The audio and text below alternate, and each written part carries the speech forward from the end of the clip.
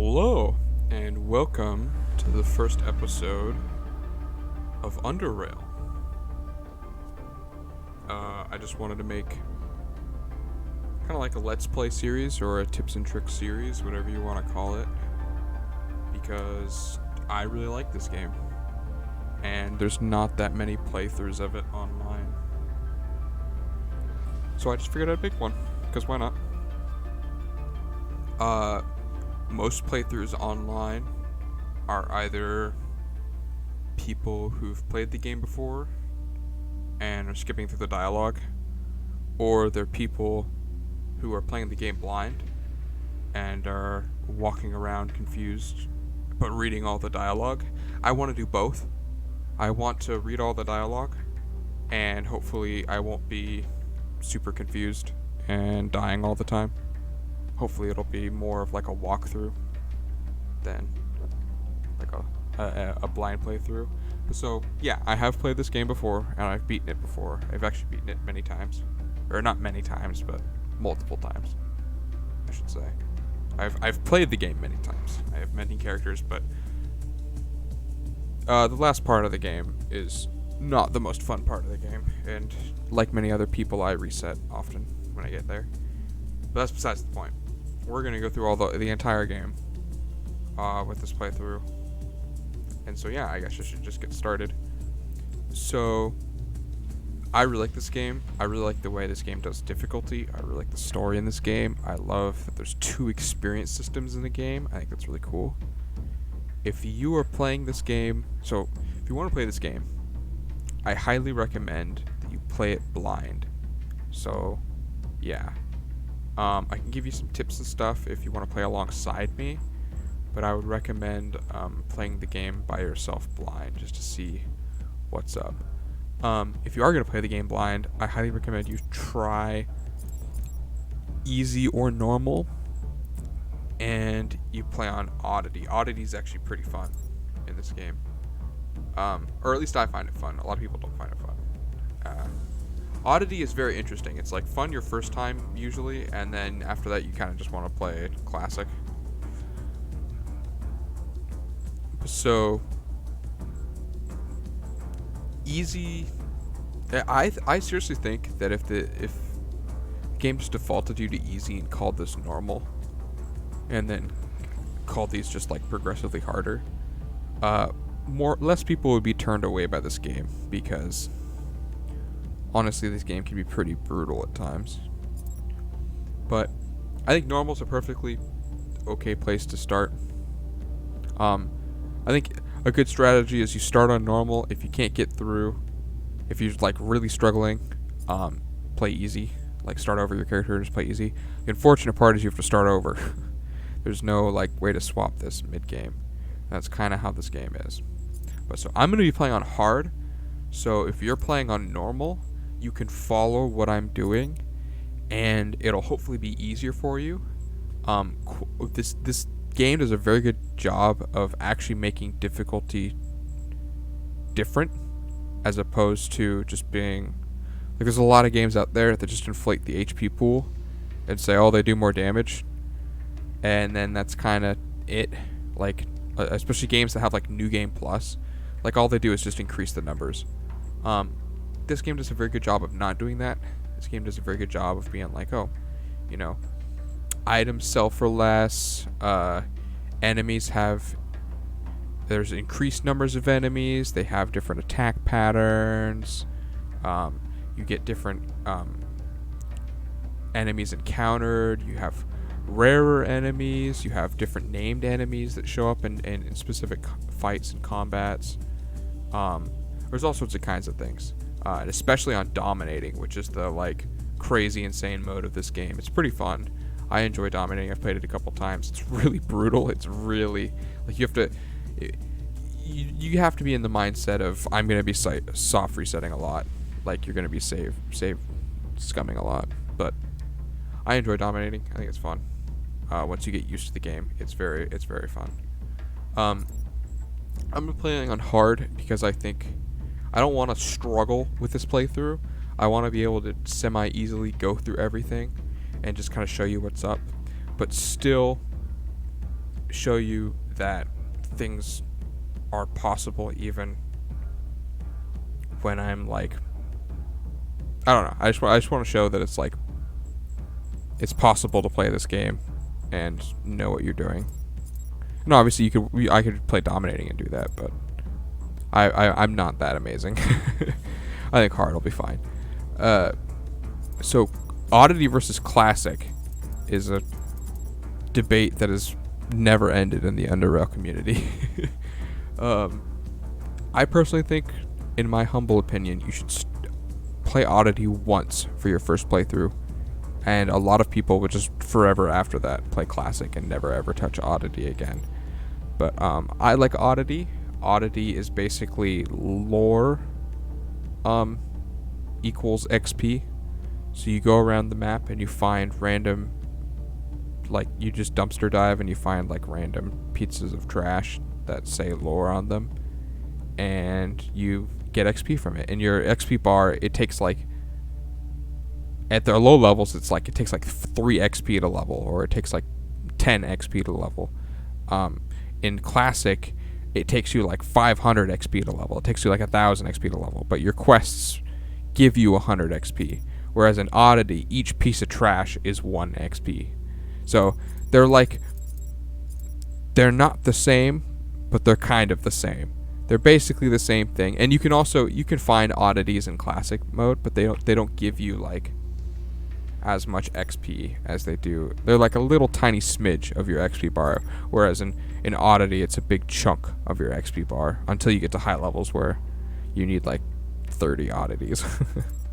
But anyways, oddity is really good for leveling early because you only need like 4 to find 4 things to level, and it's not really hard to dig through 4 dumpsters and just find 1 piece of trash in each of them. There's quite a few areas, especially some of the more challenging areas usually have more oddities because, you know, this game was well designed. But yeah, so I'm going to be playing oddity. So, because I could just farm a bunch of enemies and get tons of XP, but I don't want to do that. I want to stay at basically the level that you would be at if you were just doing the quests. And this game does a good job of punishing you if you kind of go off the beaten path too much. Like, yes, you'll get loot, yes, you'll get XP, but you have to like at some point you go like, is it worth it? Because sometimes you'll just be fighting enemies for 20 minutes, constantly resetting, burning through all your medicine and health hypos, and then you'll find like 2 guns and 1 XP, and you kind of sit there like, yeah, was that really worth it? So yeah, it's much better to go where the quests tell you to go. And there's lots of hidden places in this game, but they're usually hinted at, and they usually have a quest tied to them. So yeah. So I am a sucker for Psy in this game, so I'm probably gonna make a Psy character. The max, so the lowest skill points you can have for each skill, or I should call them base stat points, because that's what they are, is 3, as you can see. The max you can have is 10, at least just to start. You can after when you get to like level 4, you get another base stat point, and you can add it past 10. But so for this character, first of all, I'm gonna be a woman because a couple of reasons. One is it makes a specific area of the game harder for you.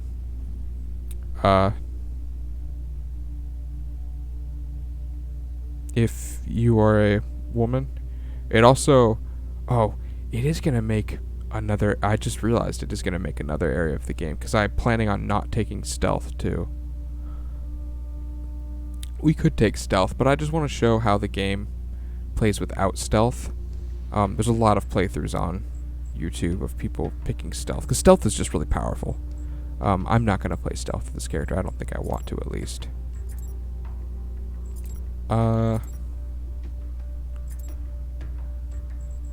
Sure, I don't know. One of these characters.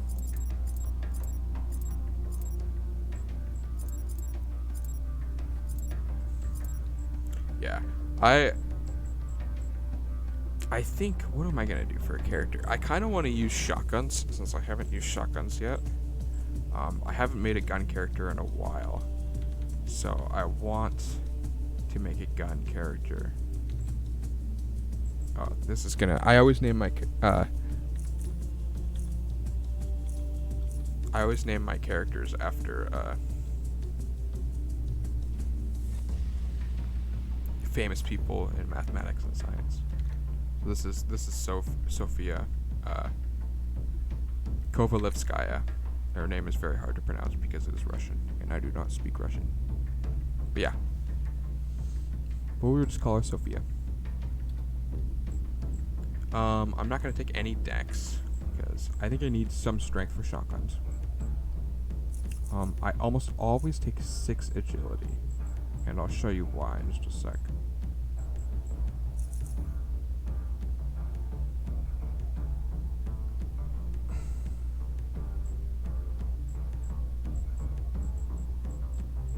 This is tough. I kind of want to. I like Constitution, and I want to get to like 10 Constitution, but I need these other skills too.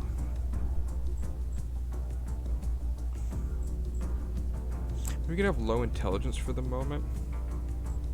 Don't technically need Constitution right off the bat. I think this is fine. Something like this. I want to have Psi. I'm such a Psi sucker. I'm only gonna take 1 Psi discipline though. I won't do like a full Psi character, because there's a lot of Psi builds out there, and they get kind of boring, I won't lie. But yeah, this is going to be, I think we're going to do shotgun and metathermics, because I'm on a metathermics kick recently. So there's that.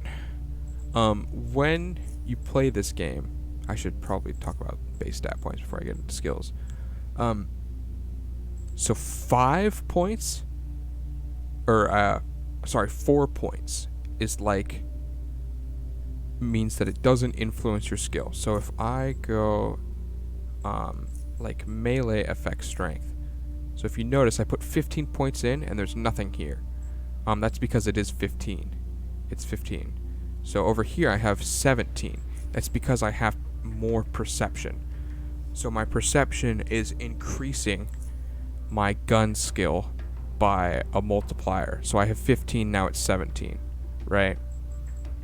If I went something that's for dex, I have low dex, right? So if I pick lock picking, which needs dex, you're gonna notice I put 10 points in and it gives me 8, right? So it's better to look for skills that your character like has good base stats for, and you can't do everything.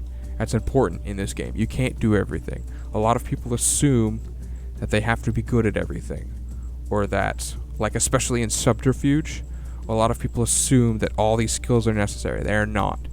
They're not. I see a lot of people say that traps are totally necessary. Traps are not necessary in this game. I've never honestly, I've never really messed with traps. I do need to make a traps character. I think it'd be fun, but you don't need traps. You don't need pickpocketing. You don't need lockpicking or hacking, and you don't need stealth. You can pick any of these. They can definitely help you, but you don't need all of them. And it goes for everything. I tend to think that technology and social are some of the more powerful aspects, especially once you understand the crafting. Technology becomes really, really good. And then these ones just help you get around a lot of things. But yeah, usually I would just pick 1, maybe 2 skills that you want to do damage with. So I'm going to be dealing damage with metathermics and guns. I'm going to be using shotguns, and there's something in this game called Psi, which is basically brain magic. It's really cool. So I'm going to be dealing damage with those 2. I want to craft my own shotguns, which requires mechanics. So I'm going to have a bunch of mechanics. And as you can see, mechanics, lockpicking over here says synergies mechanics. So I actually have higher lockpicking now because I have points in mechanics. So that's also how that works. I think we want Mercantile. Mercantile is a very good skill. If you're ever having trouble with money in Underrail, I highly recommend picking up Mercantile. It also just allows you to buy better things more often, and I'll show you that. We'll get to that point. I can't really give you a good explanation of it now because a lot of those merchants are hidden. You have to go find them, but we'll definitely find them. I'll show you. I like hacking. I personally find that hacking is better than lockpicking. You find more expensive things when you hack things versus when you lockpick things. Most of these things, like hacking, lockpicking, and pickpocketing, all these 3 skills, I would take one of them. Maybe 2 if you're really having trouble with money. Because mostly these are just to help you keep getting money. Pickpocketing is actually a ton of money.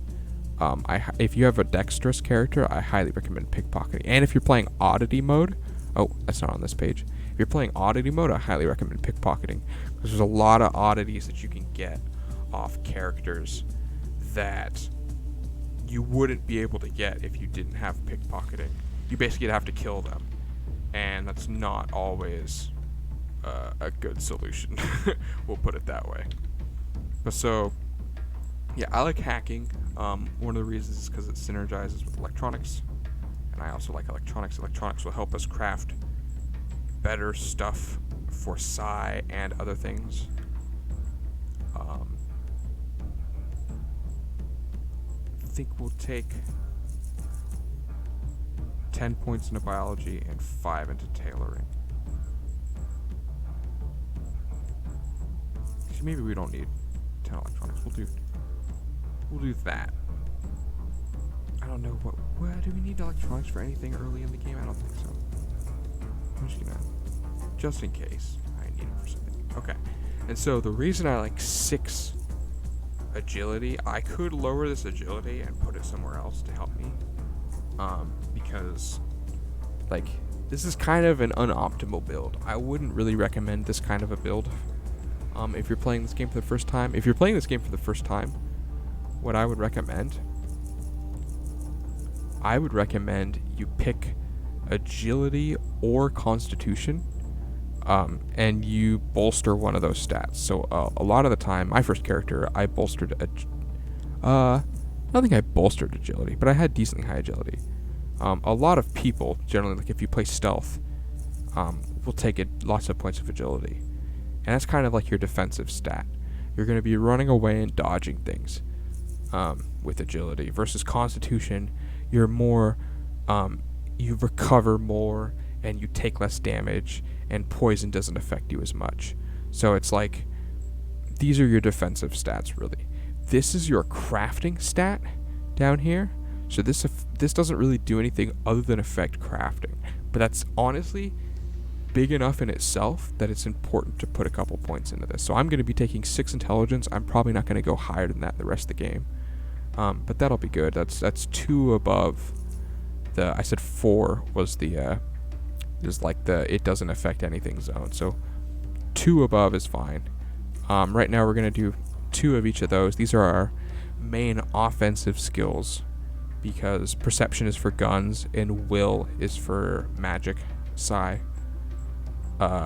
We're going to be bolstering our constitution a lot. I really want 6 agility, and then we need 5 strength to wield a shotgun. And there'll be stuff to give us 1 strength, so I'll deal with that when I get to it. But so the reason I like 6 agility is this right here, sprint.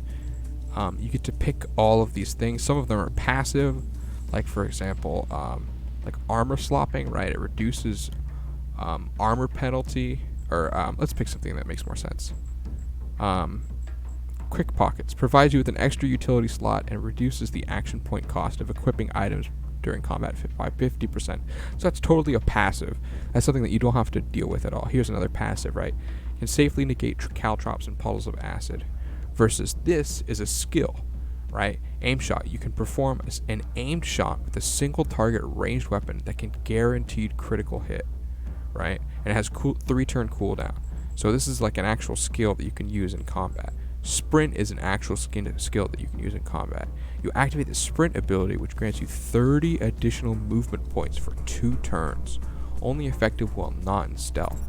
I highly recommend sprint as an ability. In fact, I almost always take these 2 abilities just to start off, because I love caltrop so much, and doing this means that you never take caltrop damage, and I use caltrops all the time. So this is just like something I take it and I just don't worry about it the rest of the game. And eventually we're gonna run into puddles of acid. We're not going to really early on, but we will, and it'll suck if you don't have this. But I really like these 2, so I'm gonna take them. If it's your first time playing the game, honestly, I recommend taking 6 agility just so that you can get these 2 skills. They're very, very good, and you're not really doing a lot of combat before your next couple levels. You get all this stuff at level 1, and the next level, every even level, you get 1 extra feat, and you get, I think it's 40 skill points that you can distribute wherever you want. And then every 4 levels, you get 1 base stat point. So on level 4, we will get a feat and a base stat point. But on level 3, we will only get skills. We won't get any feats or base stat points. So early game, we don't really need that many combat skills. So it's good to take stuff like this that allows us to escape damage. If you're using a pistol build, I highly recommend aim shot. Aim shot is a very good early game damage source. We are not using a single target ranged weapon, or we will for the first little bit, but we're soon going to get rid of it, so we're not going to take aim shot. We're just going to take these 2. And yeah, I think that's it. I think we're going to start the game. And I won't do the tutorial. I will do this intro though. Alright, last topic, of course, the earthquake repairs. What's the situation at South Tunnel? Got to dig deeper to plant the explosives or we risk more damage to the tunnel. Almost everyone is working shifts up there. Shouldn't be too long now. He nods. Gorski, how's security looking? Got 1 man at the cave exit, and that's enough as far as I'm concerned. Automated security is strong there, and as long as we know the crossword and the cove area are cleared, no one can sneak up on us. Also, got 1 man at the underpassages. He's been ordered to not open the gate no matter what. Last thing we need right now are those bloody lurkers sneaking up on us. Everyone else on the platform is securing workers and tunnels. Good. If no one has anything else to add, that'll conclude this council meeting. Actually, one more thing. In case you weren't informed already, I admitted a new citizen to the station. That Sophia girl? Yes, I think she will be a good addition to the station. She and Wenzel are still at the range, but they should be done any moment now, I believe. You put too much trust in your tests, Tanner. All I care about is how she handles live action, and how many points she got. Well, we'll find out soon enough. Best put her to work immediately. We need all hands on deck right now. Indeed. That is all. Vera? Gorski? Alright, this is the bit I'm going to skip.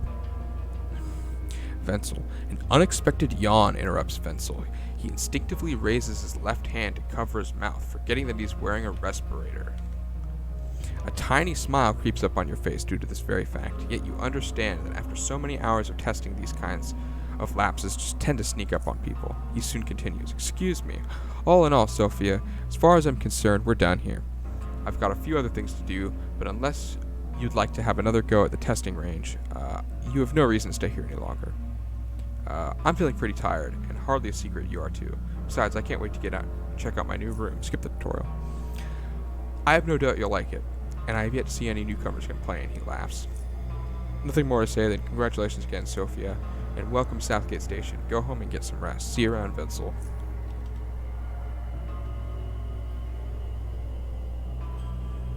Alright, this is our room. And I personally, you can configure this game in a lot of different ways. I personally like to play zoomed out once at 125, and then I usually play at max speed. But I think my first playthrough, I kind of RP walked everywhere. Light switch. Make a feel more like a home, less like a cave. All sorts of kinds of stuff. You can press A on the keyboard to take everything. I actually probably will do that a lot this playthrough. This turns on the hallway lights. Yeah, this is our new home, Southgate Station. Actually, I should check. I already took the key out of the desk. But if you read this computer, it tells you a key card from Wayne. Yeah, fix your door so the key card should work now. If you haven't found it yet, it's in your desk. So I already took it out of the desk because I know. But from Tanner, it says, congratulations, you passed all the tests. Visit me in my office on the Commons. As soon as you've rested, we can discuss your duties. So basically, first quest is to go see Tanner on the Commons. So we're going to go to this elevator. If you hit tab on the keyboard, everything pops up like this. It's really nice. I'm basically going to play the entire game with the tab button open all the time. So, sorry if that annoys you. And he said to go to the Commons, so we're going to go to the Commons Cantina.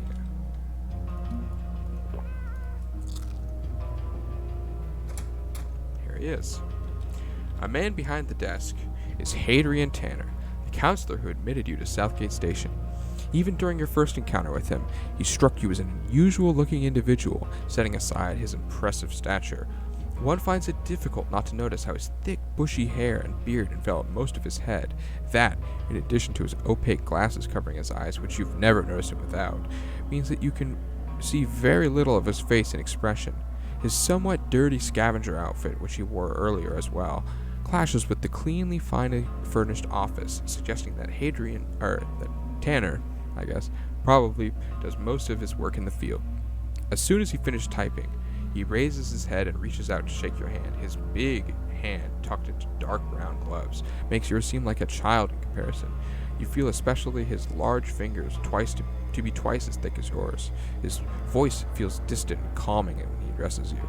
Congratulations once again, Sophia, and welcome to our small community. You scored very well in our tests. No small feat in that. The real Sophia did that too. I'm sure you'll turn out to be a valuable, respected citizen, but more importantly, I hope you'll find peace and kinship here, which are so hard to come by in the chaos surrounding us. I've yet to know the other Southgaters, but I have a good feeling I'll fit in with the rest of the crowd pretty well. He nods. I believe so too. People from different backgrounds reside in the station. Whatever your interest may be, I'm sure you'll find someone who shares them here. I hope the earthquake didn't disturb you too much, and you were able to get some rest rest a bit from all the testing, for you've much work to do today. Events have transpired that require your attention. Are you ready for some field work? Ready and able, so what's up? First, there are a couple events I need you to take part in, but one thing at a time. First, you can have your weapon back.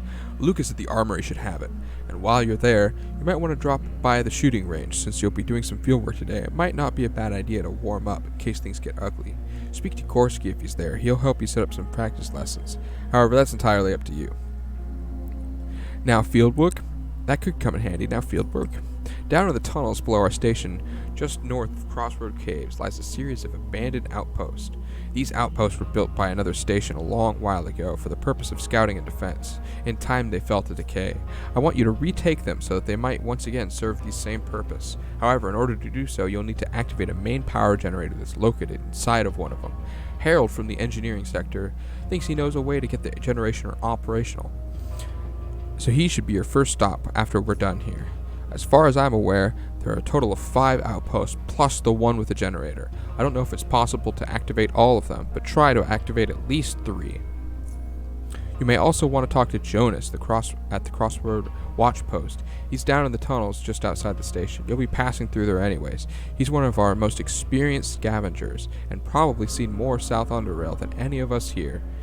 He surely has some useful advice for you. Alright, I'll be off then. Oh, and one more thing before you go. Pascal, our station's chief physician, wanted to see you, so you should probably pop down to his office in the medical sector when you have time. Got it. See you later. I really like the story for this game. The story for this game is very interesting. It's a very good take on a post-apocalyptic genre. It's kind of like Fallout if we never went back to the surface, which I think is a cool concept. So everyone just basically stays in these big tunnels everywhere. And these tunnels were designed by these big super mega corporations. So they're huge and massive and expanse everywhere, and people have just basically turned into sewer rats living in them. And it's a really interesting. And then, for whatever reason, there's alien magic, which is cool. But yeah, and speaking of, we're gonna go see Pascal and go get some alien magic. That sounds fun. Ah, hello, Sophia. First of all, let me congratulate you on your admittance to our little station. I'm sure you'll love it here. It's good that you came. I actually wanted to talk to you about some of the results from the test we did earlier. Is there something wrong with me? No, quite the contrary. I'm sorry if I scared you. You see, the test results you have certain amounts of psionic potential. How much potential? I'm not exactly sure until I run some DNA tests, but sure. Allow me to explain what psionic potential really is. It's a relatively rare, inheritable, complex genetic trait that triggers the development of certain otherwise latent components in the brain. It allows a person to perform subtle psionic invocations, such as influencing the minds of others, as well as some not-so-subtle ones, such as causing radical temperature changes. That's what we're going to be doing, metathermics. And telekinetic manipulations. That's another one that's really... I mean, all of them are really good. I like all the sci stuff. How do I realize this potential? You must first disable your psionic inhibitor. It's a neural structure in your brain that prevents you from innervating or accessing your psionic projection centers. We assume it is designed to prevent infants from unwittingly harming themselves or those around them. Oh yes, because parts of the brains were designed. Pascal's actually a creationist. There are ways to perform this innervation by deep extended meditation. But this can take years and years. We have more efficient methods nowadays. He reaches into his pocket, opens his hand before you. You see a large red pill. It'll take care of the inhibitor right away, but there's one side effect I'm obligated to mention. The majority of users experience immediate and significant weakening of their immune system. And when I say majority, I mean everyone. To put it bluntly, it'll severely affect your health. Therefore, the choice is yours. So this is basically a warning. If you take Psi, which is basically magic in this game, you will reduce your health, your total health, by like 15%. I forget what the number is. There's a skill you can take later on that actually increases the amount that you reduce your health by, but it does other things that are positive. But yeah, it reduces your max health for the rest of the game, and it's by a percent. It's not by a flat value. So if you're playing something like a tanky sledgehammer character, you probably don't want to take Psi unless you really like Psi or you just want to try it out. Like, go for it if that's the case. But if you're like really trying to min-max your character and you want to make a big, tough strength character that'll survive every hit, don't take Psi because it'll reduce your health. But I'm going to take it. I like Constitution and I have a lot of Constitution, but I'm not really going to be tanky. I'm going to be wearing light armor. And I'm going to be dodging. I'm not going to be dodging. I'm going to be moving because I don't believe in dodge. Dodge never works when you want it to. Unless you have crazy amounts of dodge and you build your character around it. But anyways, take the pill and swallow it. Force the oversized pill down, and for a while nothing happens. I don't think it's working. Sophia, can you hear me? Are you alright? Can you hear me? Oh, man. Rough night. Ah, good, you're awake. How are you feeling? Ugh, my head hurts. What happened? Disabling the inhibitor seems to have caused psionic surge, but you're alright now. While you were out, I took the liberty of performing some more testing to determine your actual levels of psionic potential, and you have decent predispositions for developing psionic powers, and if you trained your mind further, you could become quite good at it. Also, take this. He hands you a pair of syringes filled with blue liquid. These are psi boosters and will help you increase your psionic recovery rate. Basically, they'll allow you to use more psi abilities within a certain period of time than you normally could. They're fairly cheap. That's not true. Work fast and have no major side effects and are equally useful for beginners and experienced psionics alike. There isn't a reason not to have a couple of them when you're going out there. This is basically mana potions that he's giving me, but they're science mana potions. That's the difference. And then he hands you 4 unusual inhalers, and these contain desaturated psionic inhalants. They'll replenish your psionic reserves and also help neurohormonal regulation and alleviate symptomatic fatigue, especially after extensive innervation. Just like muscles recover from fatigue with the help of the body's glycogen reserves, so does your mind have its own finite psionic equivalent.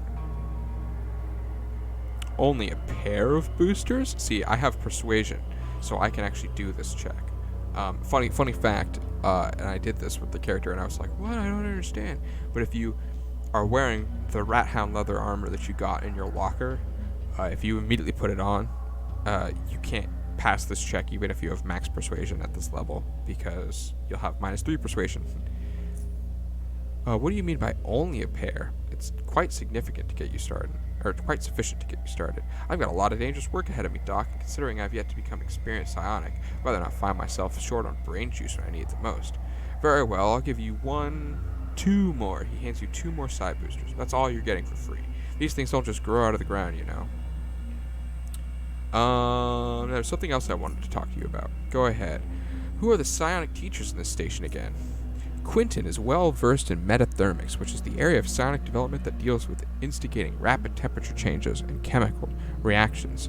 He used to be one of BioCorp's researchers, now working on applications of psionics. You'll find him in the agronomy level.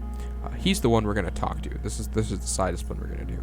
Bison is our martial arts expert. He can teach you psychokinesis and how to effectively use it in unarmed combat, if that's something you're interested in. He's usually in the gymnasium across the hall. That's right here, actually. There's these double doors.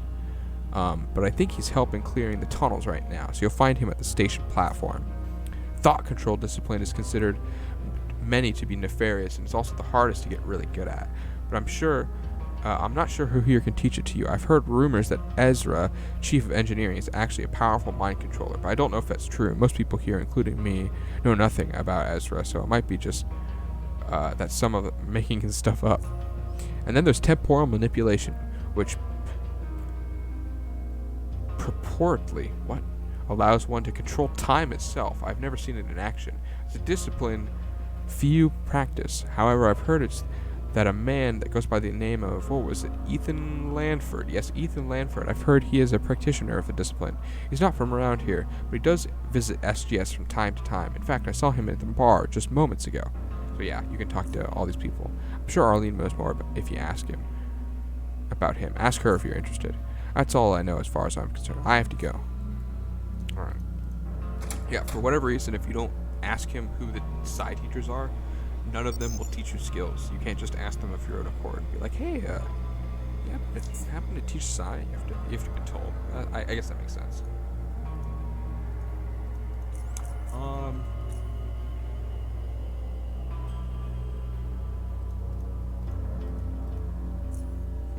He gives you 2 free psi abilities if you have mercantile. I'll just whatever.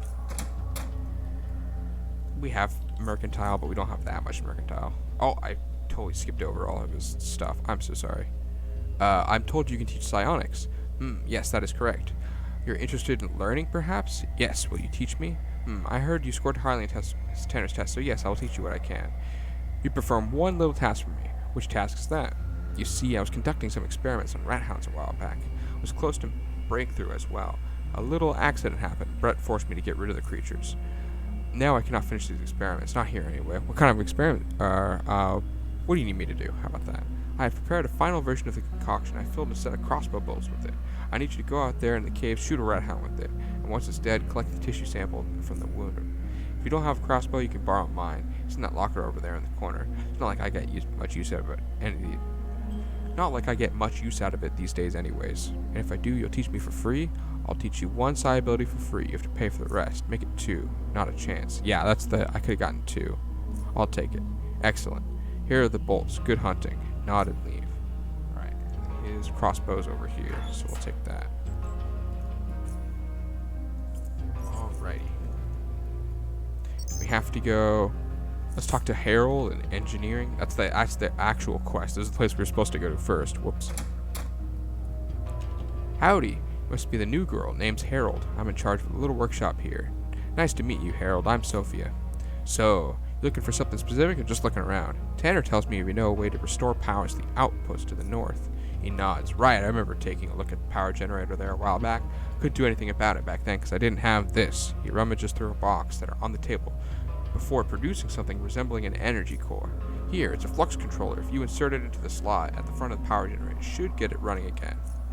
After that, you ought to be able to reactivate all the outposts. I'm afraid you'll have to do that manually, though. You see, each of them has a switch that cuts off power in case of hazard.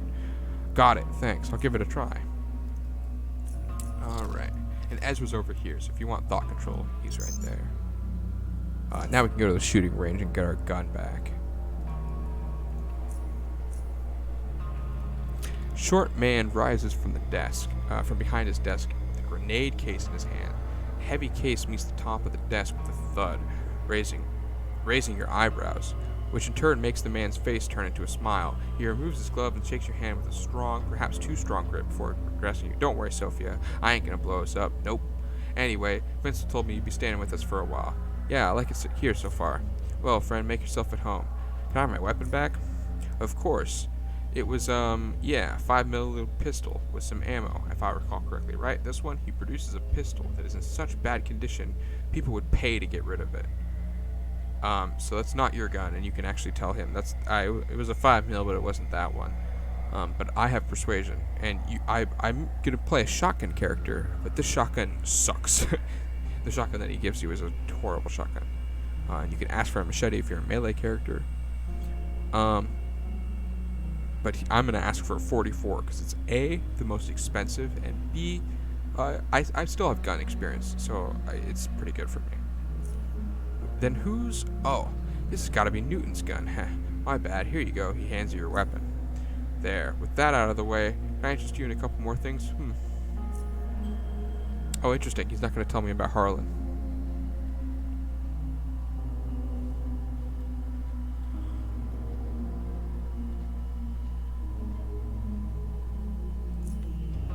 Interesting. Load up that gun. Put on our armor. Here we go. I think we just need to go to the cave tunnel exit. Talk to Malcolm at the gate. A man greets you with a warm smile. Ah, Sophia. Finally good. A warm smile. It sure looks like a warm smile. Ah, Sophia. Good to finally meet you. I'm Malcolm. How can I help you? I need to get out to the caves. Didn't get your access card yet, right? Should be around here somewhere. He starts looking through the drawers. Here it is. He produces a red card and passes it to you. Now, listen here. This is the procedure.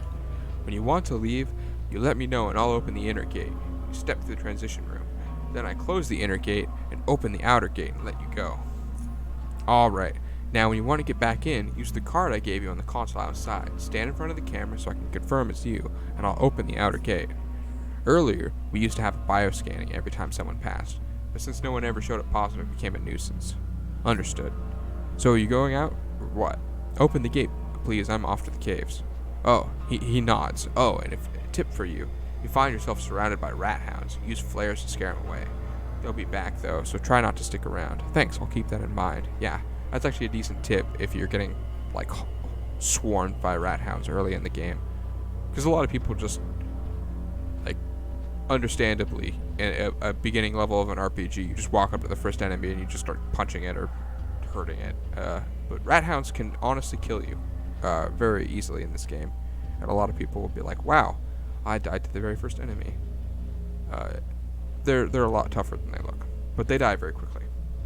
Thanks, I'll keep that in mind. You're good to go.